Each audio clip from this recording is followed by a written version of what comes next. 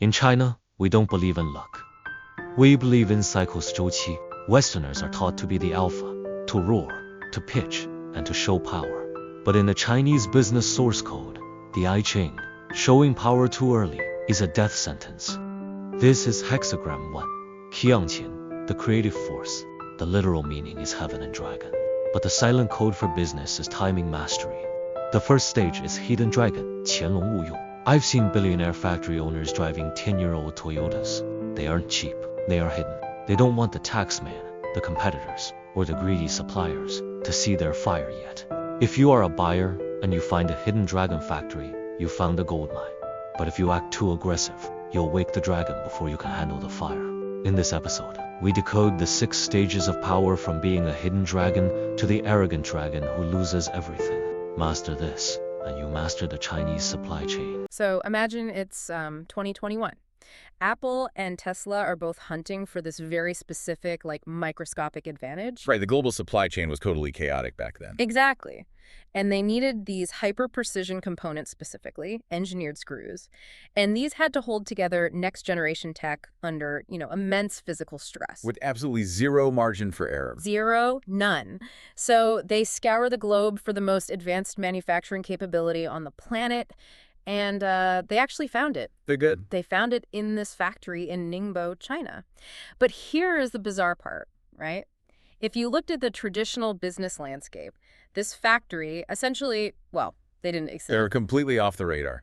Yeah, for 15 years, they had no PR department. They ran no marketing campaigns. Their executives didn't give interviews on CNBC or Bloomberg. They didn't even go to trade shows. Right. No recognizable brand presence at all. They were just this ghost ship. Yet, when the biggest tech giants on the planet needed a sole supplier for their most critical components, this ghost ship was literally the only facility mathematically capable of delivering. It's wild because it completely upends the conventional wisdom of how a company is supposed to build market dominance. Yeah. I mean, we are all conditioned to believe that visibility equals viability. Which brings us to our mission for this deep dive today. We are unpacking a specific 3,000-year-old framework that perfectly explains how that ghost ship in Ningbo conquered the global supply chain. And conversely, how a massive legacy automaker spectacularly crashed and burned trying to do the exact opposite. Yeah, that story is brutal. So we are looking at hexagram 1 of the I Ching, it's also known as the Qian. And I just want to set a hard boundary right at the top of this conversation for everyone listening. Please do. We are stripping away all the mysticism here. We are not treating this as fortune-telling or religion or some esoteric philosophy. The sources we're analyzing today treat the Qian as a ruthless, highly precise, and empirically tested strategic business algorithm. Yeah. Framing it as an algorithm is really the only way to genuinely extract the value from these sources. Because to understand the mechanics of this text, we have to look at the tension running through all of our notes. The culture clash. Exactly. It's a clash between two fundamentally opposed operating systems. So on one side, we have the archetype of the Western venture capitalist. A Wall Street model. Right. It's built on aggressive growth, hard power, blitzscaling, and that whole move fast and break things ethos. It's essentially an alpha male approach to the market. Where you believe your sheer force of will and, your massive pile of capital can just bend the environment to your desired outcome. Yeah, it's very ego-driven. But then you have the other side of the table, the archetype of the Shenzhen factory owner. The dragon culture. Exactly. This is a strategic mindset that views brute force as a massive liability. Instead of forcing things, it relies on an almost obsessive reading of the environment, extreme patience, and the understanding that timing is literally the only metric that actually matters. It's the difference between trying to command the weather and knowing how to build a windmill. That is the perfect way to put it. I like to think of it like a high-stakes poker game, right? You have the Western strategist, they're the player pushing all their chips into the center of the table on the second hand. Just aggressively bluffing. Yeah, trying to bluff the entire table into submission through sheer volume and intimidation. They want to dictate the pace of the game. But the Eastern strategist, operating on this Qian algorithm, they aren't even looking at the chips. They are quietly counting the cards. Exactly. They will fold 20 hands in a row. They will let everyone else at the table think they are timid or underfunded or just weak.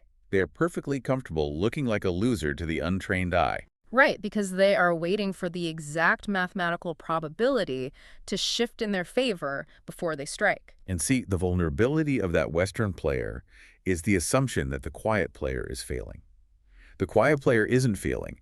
They're simply moving along a completely different timeline. A completely different life cycle. Right. The entire premise of the I Ching is rooted in the observation of natural systems over thousands of years. Early strategists watched agriculture, weather patterns, the life cycle of biological organisms. And they mapped those cyclical realities onto human endeavors, like business. Exactly. So let's break down how that map actually works. The core logic of the Qian algorithm divides the life cycle of any venture, whether it's a startup, a new product line, or, a massive corporate expansion, into exactly 6 distinct stages. Centered around the metaphor of a dragon moving through its life. Right. But before we hit stage 1, we have to understand the fundamental difference in how these two cultures visualize a growth chart, because this is huge. Oh, it's everything. When you sit in a boardroom in New York or Silicon Valley, what does the ideal growth projection look like? A line pointing up and to the right. Always. It is strictly linear. The expectation is endless, sequential, quarter-over-quarter compounding growth. I mean, Right. If the line flattens, the board panics. If the line dips, CEOs are fired. The Western model demands defiance of gravity. It has to go up forever. But the Qian algorithm completely rejects that up and to the right line. It dismisses it as a total delusion. Right. In this framework, growth is not a line. It is a season. It is a spring, a summer, a fall, and a winter. You cannot have harvest in the spring. And you cannot plant in the winter. The absolute non-negotiable law of this 6-stage algorithm is that trying to skip a phase or trying to force the rewards of a later phase before you have completed the current one will destroy the enterprise. The environment will simply crush you. Without a doubt. So let's look at the beginning of that cycle. Stage 1. This is called the hidden dragon. And the directive here is absolute obscurity. Complete darkness. You are building resources, you are testing your core mechanics, but you maintain a strictly low profile. The prime directive of stage 1 is, quite simply, do not launch. You are submerged. You might be securing private capital, or refining the metallurgical properties of a product. Building the internal team. Right. But as far as the market is concerned, you are a non-entity. You do not cast a shadow. Okay, I have to play the devil's advocate here, channeling that Wall Street VC perspective. Because the idea of intentionally staying hidden sounds like a recipe for starvation. I hear this all the time. I mean, think about it. If I'm hidden, I am burning through my runway. I am paying engineers, I'm leasing facility space, and I have zero revenue coming in. Yes. In the tech sector, the reigning philosophy is that if you aren't somewhat embarrassed by the first iteration of your product, you waited too long to launch. Reid Hoffman's famous quote. Right. You need to get into the market, capture user data, secure first mover advantage, and just iterate on the fly. So, how is staying submerged in the dark a viable business strategy? Aren't you just guaranteeing that someone else beats you to the punch? See, that is the exact trap the software mindset creates when it's applied to the physical world. What do you mean? Well, the launch early, iterate often model works great when your product is code. Software has basically a near zero marginal cost of replication. Sure, you can just push an update. Exactly. If there is a bug, you push an over-the-air update at midnight and it's fixed globally. The cost of failure early on is incredibly low. But the Shenzhen dragon culture operates in the realm of deep infrastructure, hardware, and manufacturing. Where the laws of physics actually apply. Precisely. In the physical world, premature exposure is fatal. If you launch a physical product before your supply chain is utterly bulletproof, before your patents are hermetically sealed across multiple jurisdictions, you're dead. Before your manufacturing tolerances are perfected. Right. If you go public before all of that is locked down, you have achieved nothing but alerting larger predators to a new food source. Oh, wow. You essentially do the R&D for your competitors. You become their unpaid beta tester.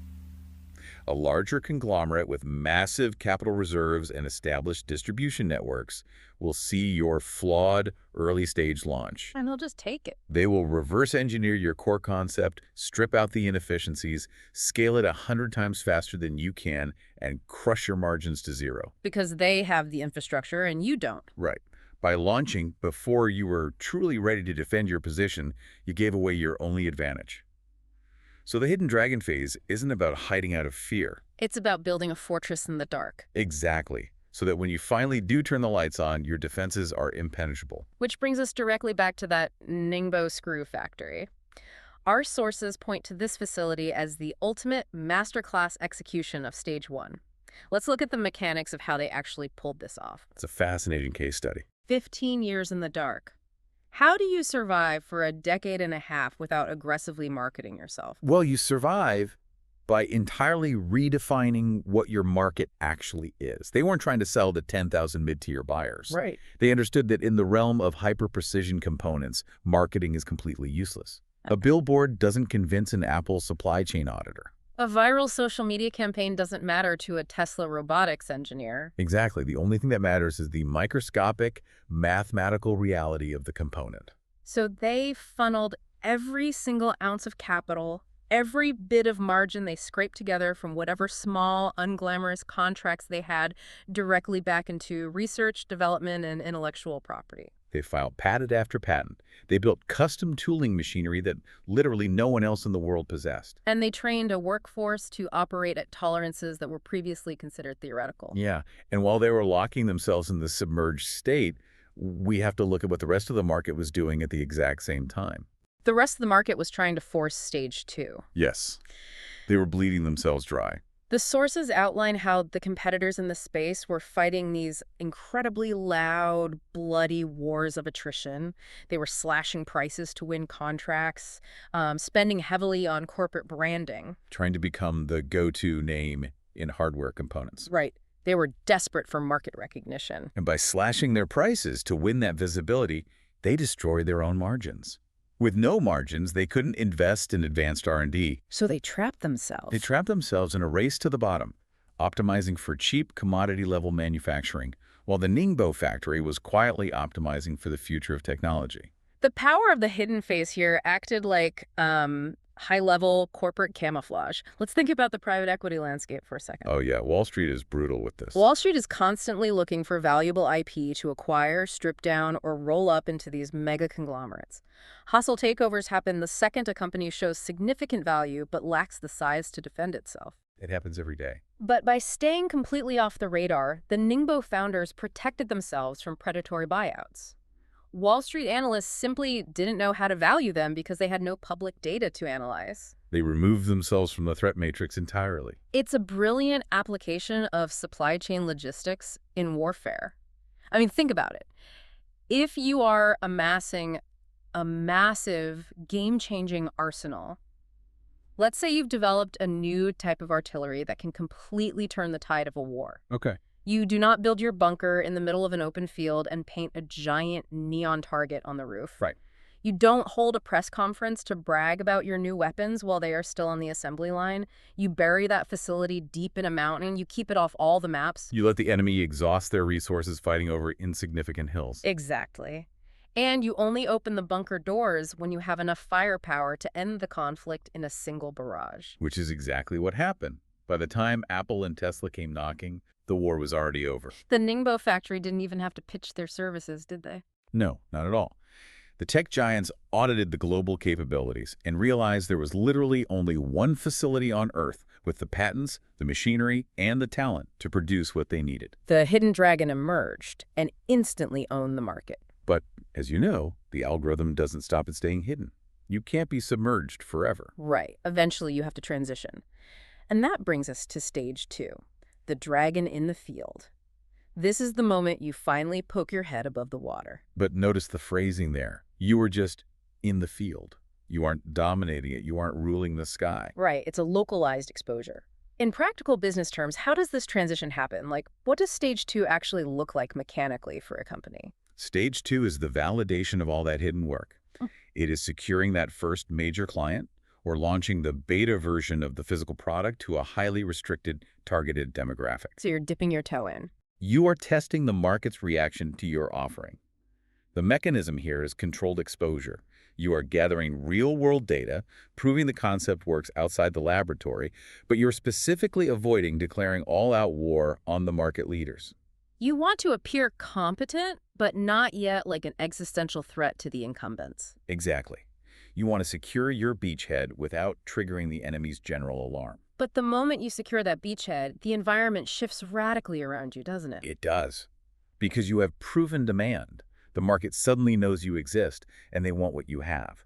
This forces an immediate, unavoidable transition into stage 3. Ah, stage 3, the busy dragon. Just the name of it sounds exhausting. It is the crucible of the entire algorithm. Yeah. The busy dragon phase is characterized by sheer, unadulterated operational friction. This is the hustle phase. This is where the founders are sleeping under their desks. The supply chains are stretching to their absolute breaking points. Quality control starts to slip. Right, and the company is trying to fulfill the demand they just uncovered in stage 2. You are basically building the airplane while it's falling out of the sky. The stress of initial scaling is immense. Because what got you here won't get you there. Precisely. The internal systems that worked when you were a hidden dragon, a tight team of 10 people in a garage, those systems completely break down when you suddenly have 100 employees and international shipping logistics to manage. Communication breaks down. Everything breaks down. The busy dragon is characterized by constant vigilance. You are working day and night just to maintain the position you've secured. The risk here seems obvious, though. Burnout. You can't operate at that RPM forever without the engine exploding. And many, many companies fail right here. They survive the hidden phase, they find product market fit in the field, but they are crushed by the operational weight of the busy dragon phase. They just can't handle the scale. They fail to build the mid-level management, or they fail to automate their processes, and the founders simply exhaust themselves into bankruptcy. So how does the algorithm advise getting out of stage 3? I mean, if you can't just keep working harder and sleeping less, what is the mechanical shift required? This is where we cross the midpoint of the Qian. You have to move from linear effort to exponential leverage. And this brings us to stage 4, the leaping dragon. The pivot. It is the most terrifying phase of the cycle. I mean, think about the imagery. A leap implies leaving the ground. Right. It implies a moment of being completely airborne, with no solid footing, relying entirely on momentum and trajectory. In a corporate life cycle, what actually constitutes a leap? Like, give me an example. It's the massive calculated paradigm shift. It is the moment a profitable regional mid-sized business decides to take on massive venture debt to build a billion-dollar mega factory. Okay, so a huge financial risk. Or it's the decision to acquire your largest competitor. It's the initial public offering. It is a structural transformation where you are no longer just hustling to fulfill orders. You are attempting to fundamentally alter your scale of operations. But I'm looking at this from the perspective of risk management. Why make the leap at all? What do you mean? Well, if I've survived the busy dragon phase and I've stabilized on making money, why not just stay a profitable mid-sized company? Why risk the entire enterprise on a leap? It seems greedy. Because the market is not static. If you stand still in a hyper-competitive ecosystem, you die. Because others are leaping. Because the incumbents you disrupted in stage 2 are reorganizing to crush you. Yeah. And new hidden dragons are currently targeting your margins. Ah, they're coming up from below. Exactly. If you do not achieve economies of scale, if you do not build a moat wide enough to protect your market share, you will eventually be ground down. The leap is necessary for survival. But there's a catch, isn't there? A huge catch. The I Ching makes a critical distinction. The success of the leap is entirely dependent on the density of the foundation you built back in stage 1 and the discipline you forged in stage 3. So if you skip the hidden phase and your IP isn't secure, or your internal culture is chaotic from a poorly managed busy phase, then the leap isn't a transition. It's just a fatal fall. you launch yourself off the cliff and realize you never finished building the wings. You just plummet. Yeah. But if the timing is correct and the foundation is solid, the leap propels you out of the atmosphere. Which brings us to the absolute pinnacle. Stage 5. The dragon in heaven. Peak performance. Absolute, undeniable market dominance. The promised land. This is the monopoly phase right Yeah. now. You are the household name. Your brand is synonymous with the industry itself. You have the pricing power, the top talent wants to work for you, and your margins are astronomical. Yes. In the Wall Street framework, this is the finish line. You've won capitalism, you build a regulatory moat, you sit back, you extract rent from the market, and you just print money for your shareholders. It is the ultimate goal of the Western corporate model. But the Eastern framework, the Qian algorithm, views stage 5 with profound anxiety. Wait, really? Why? If you have all the power, why should you be anxious? You're untouchable. Because of gravity. The I Ching teaches that no state is permanent, and every extreme inherently breeds its opposite. When you are the dragon in heaven, there is literally nowhere left to ascend. Your only possible trajectory is downward. Exact. So the environment inherently becomes hostile to your presence. Mechanically, yes. Yeah. Think about the friction of being at the absolute top. When you were hidden, no one cared about you. When you were in the field, you were an underdog. People rooted for you. Sure, but in heaven you are the apex predator, which means every other organism in the ecosystem views you as a threat. Regulators start examining you for antitrust violations.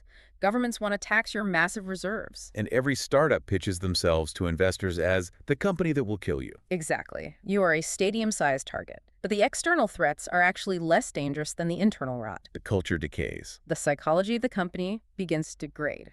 The founders who built the company in the trenches of the busy dragon phase are replaced by professional managers who only know how to operate in a state of abundance. Oh, that makes so much sense. Overhead bloats. Bureaucracy suffocates innovation. The hunger is gone. Because they don't have to fight for survival anymore. Right. The feedback loops that kept the company sharp disappear. Yeah. Because when you have a monopoly, the market can't punish your small mistakes immediately. You can afford to be sloppy. And you start believing that your success is a permanent trait of your brilliance rather than a temporary alignment of timing and execution. Yes.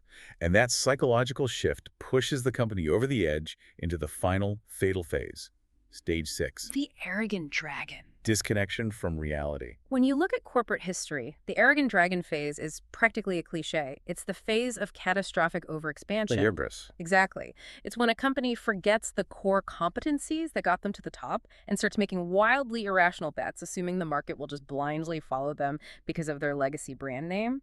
And our sources give us a truly brutal case study of this exact mechanism failing in real time. We are looking at a major legacy German automaker attempting to force their way into the Chinese electric vehicle market. Let's unpack the mechanics of this disaster because it perfectly illustrates the financial costs of acting out of turn in the Qian algorithm. The setup is this. You have a colossal German brand. Massive. They have a century of engineering pedigree. They have billions in capital. They have global brand recognition. And they decide they are going to pivot into EVs and they want to capture the largest EV market on Earth, China. But they are entering an ecosystem that is highly complex, culturally distinct, and heavily driven by local regulatory frameworks. Right. The Chinese EV market at this time, around 2021, wasn't just a free-for-all. It was being meticulously shaped by the government. There were consumer subsidies, local manufacturing requirements, and rapidly shifting technological standards. It was an environment that demanded extreme patience and observation. It demanded a stage 1 approach, the hidden dragon. And here is the crazy part.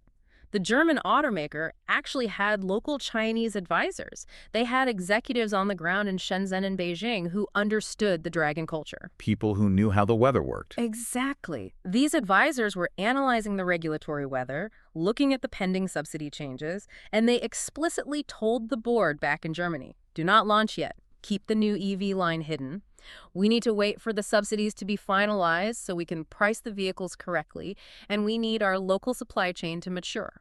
They were advising them to remain submerged, wait for the mathematical probability to shift in their favor. But the German board, operating entirely on that Wall Street hard power alpha male mindset, rejected the advice. Their logic was rooted in their legacy. We are the dragon in heaven. Exactly. They essentially said, we are a titanium-plated global brand. We do not wait for the weather to clear. We dictate the weather. We will launch now. We will blitz the market with marketing, and the consumers will buy our cars because of the badge on the hood. They thought their brand equity could override the ecosystem. So they launched massive production and rollout 6 months early. 6 months? I mean, in the context of a 100-year-old company, 6 months seems like a rounding error. But in the ecosystem of the Qian algorithm, timing is absolute. Let's trace the exact mechanism of the failure. Because they launched before the government subsidies were locked in, their vehicles were suddenly priced completely out of the competitive band. They were too expensive. Way too expensive. And the local Chinese EV makers who had stayed hidden and waited for the exact policy drop flooded the market with cheaper, heavily subsidized alternatives the moment the ink dried on the regulations. The German automaker had built a supply chain for a regulatory environment that didn't actually materialize. Exactly. Their unit economics were upside down from day one. Cars sat on lots. They had to halt production, retool factories, and aggressively discount their premium brand. Which destroyed their prestige in the eyes of the consumer. Yeah. You can't be a luxury brand on a fire sale. Right. Furthermore, by aggressively forcing their way into the market and loudly demanding market share, they drew intense negative scrutiny from local regulators. Who views them not as a cooperative partner, but as a hostile, arrogant foreign entity trying to dictate terms. The financial cost of this misaligned timing, Staggering. a completely incinerated 200 million euros. Gone. If we run a diagnostic on this using the I Ching, the pathology is obvious. The German executives were operating as an arrogant dragon stage 6. They suffered from the delusion that their past success in internal combustion engines granted them permanent residency in heaven. They thought they could skip right to stage 5 in a brand new industry. They tried to lead the heaven instead of following the timing. They believed their capital could bully the ecosystem. But the ecosystem always wins. They completely bypassed the required humility of the hidden phase, they ignored the testing required in the field phase, and they paid a 200 million euro penalty for their arrogance. It's just wild. And this synthesis between the Wall Street mindset and the Shenzhen reality is where the sources move from high-level theory to brutal, everyday application. Let's bring this down to a granular level. Yeah, imagine you are a Western buyer, right? You fly to Shenzhen to negotiate a massive manufacturing deal. You sit down across the table from a factory owner who is currently operating deep inside stage 1. They are a hidden dragon. Yes. And you, operating on Western logic, bring your hard power approach. You are aggressive, you demand rigid delivery timelines, and you slide a 50-page ironclad legal contract across the table. A classic Wall Street move. Why do our sources argue that this approach is practically guaranteed to fail? Because you are attempting to use a static tool to control a dynamic, living organism. We have to examine what a rigid Western contract actually is, fundamentally. Okay, what is it? A contract is an attempt to freeze time. It is a mathematical model that assumes the geopolitical conditions, the supply chain costs, and the internal capabilities of both parties today will remain perfectly static for the next 5 years. Which is never true. Never. And it uses the threat of legal violence to enforce that static state. It's an illusion of control. Precisely. But the Shenzhen factory owner, steeped in the cultural logic of the I Ching, does not view the business landscape as a static machine. They view it as a biological ecosystem that is constantly mutating. So they see the contract as unnatural. If they're on stage 1, their entire strategy is based on preserving optionality and quietly building strength until the exact right moment. They're playing a multi-decade game. They won't freeze time for you. Let's use an analogy to illustrate the mechanical friction here, because I think the clash of expectations is fascinating. Bringing a rigid, hard power contract to a stage 1 partner is like it's like trying to yell at a caterpillar to fly. Oh, that's good. If you try to enforce a hard power flying contract on a caterpillar, you just crush it. You have to know what stage of the metamorphosis you're dealing with. Or, to use another one from the notes, it's like a commodities trader trying to legally lock in the exact price and yield of a harvest before the farmer has even tested the soil for fertility. That is the highly accurate way to frame it. The trader comes in with a spreadsheet and says, according to my financial model, you will deliver exactly 10,000 bushels of wheat on September 1st at this exact price, and if you don't, I will sue you into oblivion. And how does the farmer, the hidden dragon, react to that? The farmer looks at the trader like they're completely insane, because the farmer knows that they don't control the rain, they don't control the frost, they don't yet know how the soil will react to the new seed. The biological reality of the farm hasn't played out yet. Right. If the farmer signs that rigid contract, they are taking on an existential risk just to satisfy the trader's spreadsheet. So the stage 1 factory owners simply won't engage. They will not be bullied into locking themselves into a rigid, highly exposed commitment if their internal reading of the timing says they are not ready. Well, they will smile politely, serve you tea, and quietly route around you. They value their survival and their fluid alignment with the market's timing infinitely more than they value a piece of paper threatening them with a breach of contract. You cannot litigate a season into changing faster. You really can't. So the practical application for you listening to this deep dive is developing the situational awareness to diagnose which phase of the Qian algorithm your partners, your competitors, or even your own internal teams are currently occupying. Because if you misdiagnose the stage, your management strategy will actively destroy value. Let's map out those diagnostics. If you assess a vendor or a partner and you realize they are operating in stage 1, the hidden dragon, how must you adjust your engagement? You drop the aggressive demands for public roadmaps. You don't force them to commit to massive, rigid volume targets they aren't ready for. You treat them with patience. You recognize that they are currently pouring concrete for the foundation. Yes, your value to them isn't in pushing them to go faster. It's in helping them fortify the bunker. You provide quiet capital. You offer strategic insights, but you let them stay submerged until their IP and processes are bulletproof. Now, what if you identified that an internal division of your own company has entered stage 3, the busy dragon? Then you know they are in the crucible. They are overwhelmed by the friction of initial scaling. The worst thing you can do to a busy dragon is demand higher growth targets or pile on new bureaucratic reporting requirements. Right, they are already suffocating. Your job as a leader is to provide stability. You parachute in administrative support, you upgrade their operational software, you hire middle management to take the load off the founders. You become the anchor in their storm. Exactly. And when you see a partner or a competitor positioning themselves for stage 4, the leaping dragon, That is the moment of maximum leverage. If it's a partner, that's when you write the massive check to fund the mega factory. You underwrite the risk because you've seen them survive the busy phase. you know they have the foundation. Right. But if it's a competitor making the leap, you brace for impact because they are about to try and alter the gravity of the entire industry. It fundamentally changes how you view strategic interaction. Yeah. It replaces blind aggression with calibrated timing. Let's synthesize all of this because we've mapped out a massive shift in perspective today. We started by looking at hexagram 1 of the I Ching, the Qian, and we've proven that this text is not a relic of ancient fortune-telling. It is a profound, empirically derived observation of how complex systems behave under stress over time. It is an operational blueprint that recognizes growth as a cyclical, biological reality rather than a mathematical straight line. We've seen the mechanical proof that timing consistently overpowers brute force. We explored how the Ningbo screw factory mastered the discipline of the hidden dragon, intentionally remaining obscure for 15 years, absorbing zero marketing overhead, and channeling all their capital into impenetrable patents. They let their competitors bleed out in price wars. And they emerged to capture a monopoly position with Apple and Tesla. And we contrasted that with the devastating financial mechanics of the arrogant dragon. The German automaker, who believed their legacy brand name could defy the regulatory and economic realities of the Chinese EV market. They ignored the local timing. They launched 6 months prematurely, built supply chains for subsidies that didn't exist, and incinerated 200 million euros simply because they refused to respect the sequence of the ecosystem. The 6 stages from the submerged discipline of the hidden dragon, the testing phase in the field, the exhausting crucible of the busy dragon, the terrifying pivot of the leap, the dangerous exposed peak of heaven, and the inevitable collapse of the arrogant dragon. This is the reality of business. It's happening right now in every industry on Earth. It demands that we abandon the delusion of total control and replace it with extreme environmental awareness. Which leaves us with a final and hopefully very uncomfortable question for you to mull over as this deep dive concludes. Yeah, I want you to look critically at your own professional ecosystem.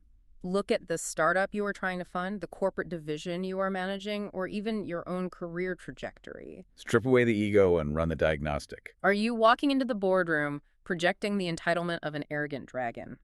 Are you demanding the peak rewards, the massive valuations, and the absolute market share of a dragon in heaven while trying to force your clients and partners to bow to a timeline that only exists on your spreadsheet?